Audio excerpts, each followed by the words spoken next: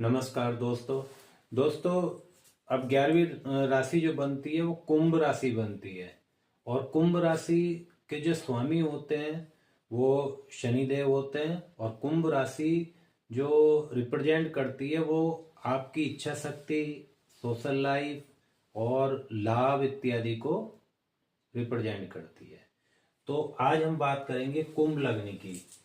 तो दोस्तों, कुंभ लग्न क्या है और 2026 का जो साल है कुंभ लग्न वाले के लिए कैसा जाना है, इसकी हम चर्चा करेंगे। और इसको बहुत ध्यान से आप समझिए, क्योंकि आप देखेंगे आने वाले समय में कि आपको वैसे ही घटनाएं नजर आएंगी। और कुछ अगर क्षेत्र में बात करें तो ये पिछले साल से स्टार्ट हो चुकी हैं। तो वो आपको जब मैच करेंगी तो आप समझ जाइए कि आपकी कुंडली में ये सब चीजें घटित हो रही हैं और हमें क्या सावधानियां रखनी चाहिए, कैसे हम ज्यादा से ज्यादा अपने आने वाले समय को अच्छा करें और कैसे हम उससे बच सकते हैं। दोस्तों, इससे पहले कि हम ये बात करें तो मैं आपसे अपील करना चाहता हूं कि आप एस्ट्रो मैजिक यूके हमारा चैनल है, हमारे चैनल को सब्सक्राइब करिए और ज़्यादा से ज़्यादा शेयर करिए, ताकि दूसरे जो अन्य लोग हैं उनको भी इस चीज़ का लाभ मिल सके, वो भी अपना जीवन कहीं ना कहीं सही कर सके। तो दोस्तों, अब बात करते हैं कुंभ लग्न की। तो कुंभ लग्न के जो व्यक्ति होते हैं वो सामाजिक तौर के व्यक्ति होते हैं। तो वे समाज में काम करने वाले ज्यादातर होते हैं। और ऐसे व्यक्तियों के लिए अब 2026 कैसा होना है और कौन सा ग्रह वहां पे बैठा है, तो उसके हिसाब से जो भी साल की प्रेडिक्शन बनती है उस पर हम चर्चा करते हैं। तो हम वही 4 ग्रह लेते हैं, राहु, शनि, गुरु और केतु। तो दोस्तों, हम पहले हाउस से बात करते हैं, क्योंकि वहां राहु बैठा है, पहला हाउस है। तो ये लग्न है। तो लग्न में जब राहु बैठे हैं, तो लग्न में जब राहु बैठ जाते हैं तो लग्न किस चीज का होता है? पर्सनैलिटी, सोच, व्यवहार, स्टेटस, आपका जो शरीर होता है और हेल्थ और ओवरऑल जो नेटिव होता है, जातक होता है, वो सारा लग्न कहलाता है। उसकी हर तरह की जो क्वालिटी होती है वो सब लग्न के अंतर्गत आएगी। तो अब लग्न में कौन बैठा है? वैसे तो कुंभ राशि बैठी है, सामाजिक तो वो है, लेकिन जब राहु यहां बैठ जाते हैं तो उसकी सोच में राहु के गुण आ जाते हैं। और राहु के गुण कैसे आएंगे? क्योंकि राहु के बारे में आपको पहले से भी हम बताते आ रहे हैं, पिछली वीडियो में भी बताई हैं। तो राहु का मतलब हो गया एक वो महत्वाकांक्षी बंदा बन जाता है और उसके अंदर सपने आने लगते हैं कि मैं कुछ बड़ा करने जा रहा हूं। जब फर्स्ट हाउस में राहु आ जाता है तो वो अपने आप को शो करना चाहता है, अपनी पर्सनैलिटी को शो करना चाहता है, वो दूसरे पे प्रभाव छोड़ना चाहता है। चाहे वो अब उसमें साम दाम दंड भेद हर तरह की नीति अपनाकर बस वो अपने आप को सर्वोपरि बताने लगता है। तो ऐसा जो व्यवहार होता है दोस्तों, ऐसा व्यवहार उस जातक के लिए नुकसानदायक बनने लगता है, क्योंकि वो किसी की नहीं सुनता है। क्योंकि उसकी सोच राहु वाली हो जाती तो वो हमेशा अपने आप को ताकतवर समझता है और वो किसी की नहीं सुनता है और अपने को ऊपर रखता है। तो दोस्तों, अगर ऐसा करते हैं तो इसका सबसे बड़ा इम्पैक्ट यहाँ 7वें हाउस पे भी पड़ेगा, क्योंकि राहु यहाँ बैठा है तो केतु बिल्कुल सामने 7वें हाउस में है। और 7वां हाउस किस चीज का होता है? पार्टनर, व्यापार, कस्टमर, ग्रस्त जीवन, डे टू डे लाइफ आदि। तो यदि ये गड़बड़ होता है तो इनका बैलेंस बिगड़ जाता है, और बैलेंस बिगड़ेगा तो 7वां हाउस गृहस्थी का है, तो ये गृहस्थी पे असर आपकी डालेगा। गृहस्थी का मतलब आपकी पत्नी, आपका वैवाहिक जीवन, क्योंकि ये विवाह का है, पत्नी का है, पार्टनर का है, चाहे वो बिजनेस पार्टनर है या लाइफ पार्टनर है। तो लाइफ पार्टनर पे ये फर्क डालेगा। और यहाँ पर केतु बैठ गया है, तो केतु का मतलब हो गया डिटैचमेंट। तो कुंभ राशि वालों को ये चीज ध्यान रखनी पड़ेगी कि वो अपने व्यवहार को एक बैलेंस मोड में जरूर रखें, राहु केतु का बैलेंस ना बिगड़ने दें, राहु को नेगेटिव ना होने दें। यदि राहु नेगेटिव उनके होते हैं तो पत्नी से हाथ धोना पड़ सकता है, क्योंकि डिटैचमेंट केतु देना शुरू करेगा, कटिंग देना शुरू करेगा। आपकी पत्नी आपके विचारों से सहमत नहीं होंगी और वो लड़ाई झगड़ा होने लगे। हो सकता है कि पहले से कुछ गड़बड़ चल रहा हो तो स्थिति डिवोर्स तक भी चली जाए। तो इसलिए राहु को और केतु को मेंटेन करना, इनको यूज करना बहुत जरूरी है। राहु का मतलब हो गया है कि आप फोकस करिए। तो कहाँ फोकस करना? जहां भी कुंडली में राहु बैठता है वहां पर आपको फोकस करना है। तो आपको फोकस कहाँ पे करना है? अपनी पर्सनैलिटी पर करना है, क्योंकि बीमार हो सकते हैं। अपने शरीर पर फोकस करना है, हेल्थ पे फोकस करना है, अपने पूरे सिस्टम पे फोकस करना है, अपने स्टेटस पे, अपने व्यवहार पे, अपनी सोच पे, इन सब पे आपको फोकस करना है, क्योंकि यहाँ पे राहु बैठा है। और जहां पे आपने फोकस करके उसको सही नहीं किया, मेंटेन नहीं किया, तो वो वहीं पे प्रॉब्लम दे सकता है। और राहु का मतलब एक दूसरी कल्चर में जाना भी होता है। तो इस समय इनके मन में जो सोच आ रही होगी दूसरी कल्चर के लिए आ रही होगी, और यदि दूसरी कल्चर की बुराई करते हैं तो ये निगेटिव इम्पैक्ट डालेगा। अब इसीलिए हम केतु की भी बात साथ में करते हैं, क्योंकि आमने सामने बैठे हैं। तो केतु की बात इसलिए कर रहे हैं क्योंकि विवाह का है, पार्टनर का है, आपके व्यापार का है, ग्रस्त जीवन का, डे टू डे लाइफ का है। तो डे टू डे लाइफ में आपके कहीं ना कहीं तलखियां बढ़ने लग जाएंगी, क्योंकि केतु डिटैचमेंट देता है। तो डिटैचमेंट मिलेगा तो आपकी पत्नी या आपके पार्टनर आपसे दूर हो सकते हैं या दूर होने लगेंगे, आपके विचारों को वो एक्सेप्ट नहीं करेंगे। तो इसके लिए क्या करना है? केतु श्रद्धा है अपने पार्टनर के लिए, अपनी पत्नी के लिए, अपने व्यापार के लिए, अपने ग्रस्त जीवन के लिए, डे टू डे लाइफ के लिए, कस्टमर के लिए श्रद्धा रखिए, अच्छी श्रद्धा। मतलब उनके लिए आप अपने मन में खटास मत रखिए। केतु खट्टा भी होता है, खटास। अगर आप खटास रखेंगे तो नेगेटिव हो जाएगा। आप अपनी श्रद्धा रखिए, उनके लिए त्याग करिए। केतु त्याग भी है, तो आपको ग्रस्त जीवन में त्यागी होना पड़ेगा।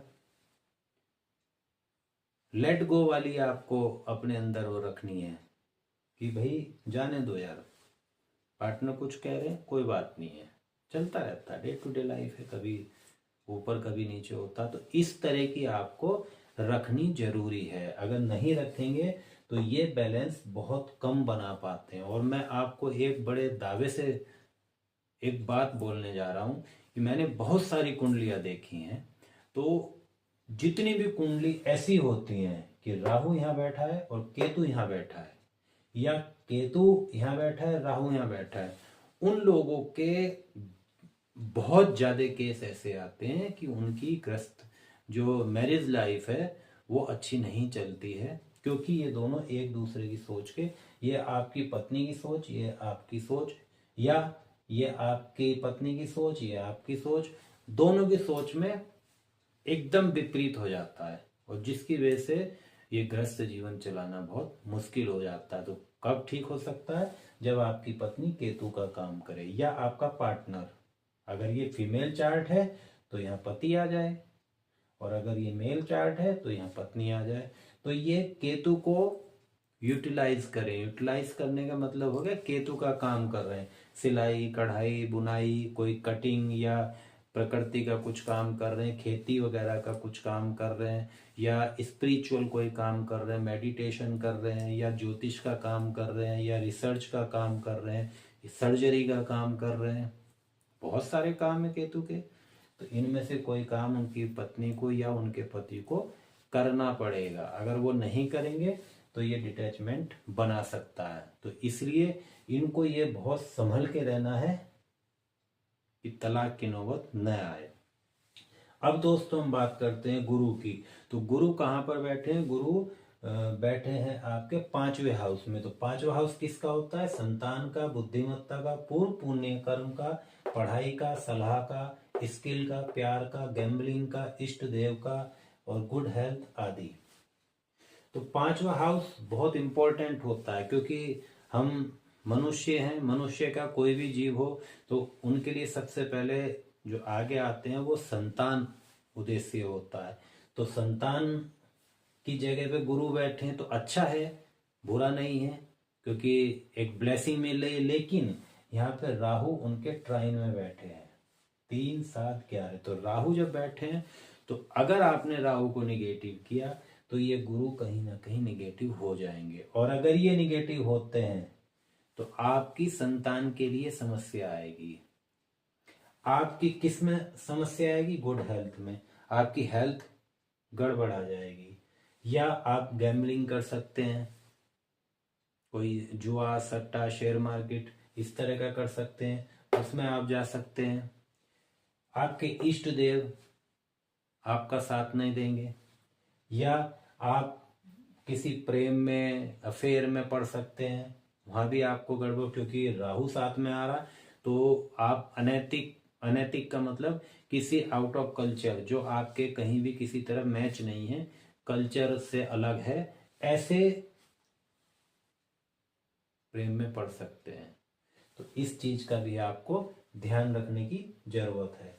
और ये बुद्धिमत्ता का है, तो गुरु जब वहां बैठ गए तो बुद्धि वाली जगह पे जब गुरु बैठ जाते हैं तो वो व्यक्ति बहुत महान बनने लगता है, क्योंकि उसके पास बुद्धि भी हो गई, उसके पास एक अनुभव भी हो गया है, चरित्र भी हो गया, तो सब कुछ यहाँ पे अच्छा हो जाएगा। लेकिन मेन राहु को देखना पड़ेगा, क्योंकि राहु अगर गड़बड़ हुए, चरित्र अगर गड़बड़ हो गया तो ये राहु हावी हो जाएंगे। तो यहाँ पे चरित्र का बहुत बड़ा ध्यान रखना। चरित्र का ध्यान सबको रखना है, क्योंकि इस समय गुरु और राहु यहाँ पे चल रहे हैं, तो ये सबको ही ध्यान रखना जरूरी है। लेकिन हर एक के लिए अपना अपना सिस्टम अलग हो जाएगा।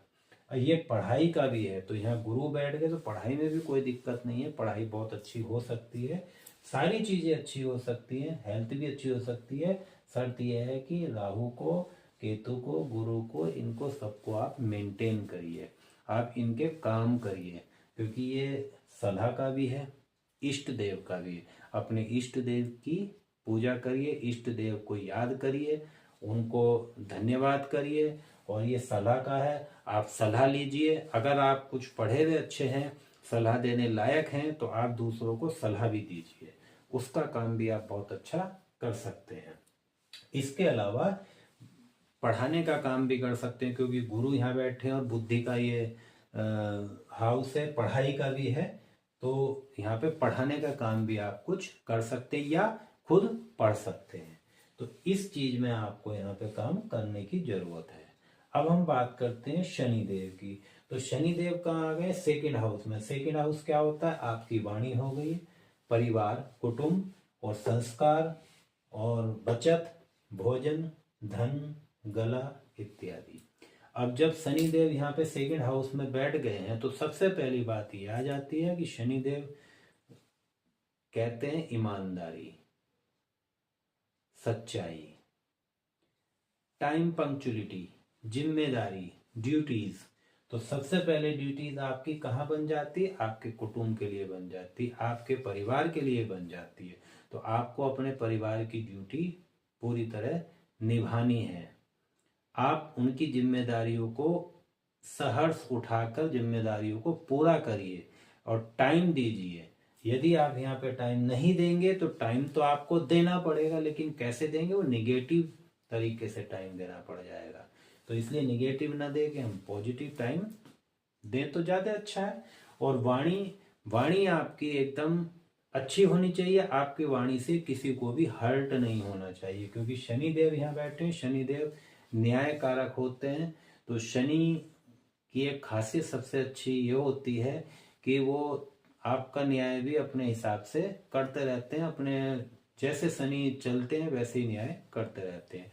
तो यदि आपकी वाणी से किसी को समस्या हो रही है तो जैसी समस्या उनको होगी वैसी समस्या शनि आपको दे सकते हैं। तो इसलिए किसी के लिए भी गलत वाणी यूज मत कीजिए। तो ये करिए। और खाने में आ जाते हैं, भोजन का है तो भोजन के लिए जब शनि यहाँ आ जाते हैं तो हो सकता है कि आप रफ टफ खा रहे हैं, बासी खाना खा रहे हैं, वो आपको खाना पड़ रहा है, मजबूरी में कर रहे हैं, जल्दबाजी में कर रहे हैं, बासी खा रहे हैं, तो इससे बचिए। क्योंकि शनि क्या करते हैं, जब खाने में शनि का असर आ रहा है तो वो गैसेस बनती है, गैस्ट्रिक की प्रॉब्लम होगी, कहीं ब्लॉकेज की प्रॉब्लम हो जाएगी।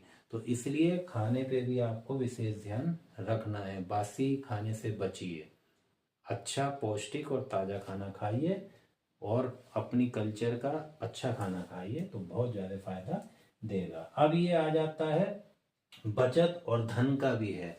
तो शनि कर्म के देव यहाँ पे आ जाते हैं। तो जब बचत की जगह पे कर्म के देव आ जाते हैं तो आप ये समझिए कि आप अपना कर्म अगर अच्छा करते हैं तो आपकी बचत बहुत अच्छी हो सकती है। तो उसके लिए आपको अपनी ईमानदारी, अपनी जिम्मेदारी, अपने जितनी ड्यूटीज हैं, टाइम पंक्चुअलिटी है, वो सब आपको फॉलो करनी पड़ेगी। और आप अपने जो प्रोफेशन में है तो प्रोफेशन में आप अपनी वाणी को इन्वॉल्व करें, वाणी को अच्छा सुधार करें। अगर आप अपने प्रोफेशन में वाणी अच्छी रखते हैं तो यहाँ पे पैसा आएगा, धन आएगा, प्रोफेशन भी अच्छा हो जाए, क्योंकि प्रोफेशन का मालिक यहाँ बैठा है। और परिवार को आप शामिल कर सकते हैं अपने प्रोफेशन में, क्योंकि परिवार की जगह बैठे हैं। धन की जगह है तो आप अपने प्रोफेशन में धन को लेके भी कोई वो जोड़ सकते हैं। जैसे बहुत लोग करते हैं, फाइनेंस का काम कर लेते हैं, धन का काम करते हैं, या गोल्ड का किसी तरह का, इस तरह का भी इसमें कर सकते हैं। तो इस चीज का ध्यान रखिए आप। फिर इसके अलावा शनि क्या है, गले की बात हो गई है, ब्लॉकेज देने की बात होती है तो गला सूखने की बात हो सकती है, सूखापन। तो गला सूख रहा है या कोई ब्लॉकेज आ रही, इस तरह की प्रॉब्लम हो सकती है। तो खाने पीने का अच्छे से ध्यान रखें, किसी तरह की कोई भी समस्या नहीं होनी चाहिए, क्योंकि शनि बीमारी के कारक भी होते हैं, गंभीर बीमारी के। तो गंभीर बीमारी के जब कारक होते हैं तो इसलिए जहाँ ये बैठे होते हैं वहाँ पे बहुत ज़्यादा ध्यान देने की ज़रूरत होती है। इसके अलावा आपके संस्कार हो गए, ये भी आप अच्छे कर सकते हैं। और बाकी आपको सारी चीज़ें क्लियर हैं। तो ये जिस तरह से बैठे हैं, इस तरह से जो स्थिति बन रही है, उसके हिसाब से आपको ये सारे ग्रह काम करने पड़ेंगे। अब उसमें स्थिति बदलेगी, 2 जून को बदलेगी। 2 जून को ये गुरु यहाँ पे छठे हाउस में आ जाएंगे और यहाँ उच्च के आएंगे। अब उच्च के गुरु जब यहाँ आ जाएंगे तो यहाँ पे एक बड़ा अच्छा भी हो सकता है, बड़ा गड़बड़ भी हो सकता है, क्योंकि गुरु की पावर बढ़ने चली जाएगी, बहुत ज्यादा पावर बढ़ेगी। उच्च के गुरु हैं लेकिन छठे हाउस में आ रहे हैं, तो छठा हाउस बीमारी का भी होता है। तो वहां पे आपको सबसे पहले ध्यान देना पड़ेगा कि गुरु को पॉजिटिव करें। जितना पॉजिटिव करेंगे उतना यहाँ पे फायदा मिलेगा और आपकी जॉब बढ़ेगी, रोग दूर हो जाएगा, जॉब बढ़ेगी, है ना। क्योंकि गुरु का मतलब ग्रोथ है, तो जॉब में ग्रोथ हो गई। ट्रांजेक्शन का हाउस है तो ट्रांजेक्शन बहुत बड़ी बड़ी होनी शुरू हो जाएंगी। बहुत अच्छा यहाँ पे भी असर पड़ेगा, लेकिन गुरु को ठीक करना पड़ेगा। तो कहीं भी कोई सा भी ग्रह जा रहा है, लेकिन सबसे पहला उसका काम यही होता है कि आप उस ग्रह को सही रखिए, उसके सही काम करिए, उनको यूटिलाइज करिए, तो कभी भी आपको कोई समस्या नहीं हो सकती। और इसके अलावा अब हमारा एक लग्न रह रहा है जिसको मीन लग्न बोलते हैं, मीन राशि। तो मीन राशि भी दोस्तों बहुत इंपॉर्टेंट होती है, गुरु की राशि होती है, लेकिन मीन राशि के जो एट्रीब्यूट होते हैं बहुत ऐसे होते हैं कि आपको बहुत चीज़ें प्रॉब्लम फेस करनी पड़ती हैं। तो उसके बारे में हम अगली वीडियो में बताएंगे। तब तक के लिए आप दूसरी वीडियो का इंतजार करिए और इस वीडियो को आप ज़्यादा से ज़्यादा शेयर करिए, हमारे चैनल को सब्सक्राइब करिए, ताकि जब वो वीडियो आए तो आपको नोटिफिकेशन मिले। धन्यवाद दोस्तों।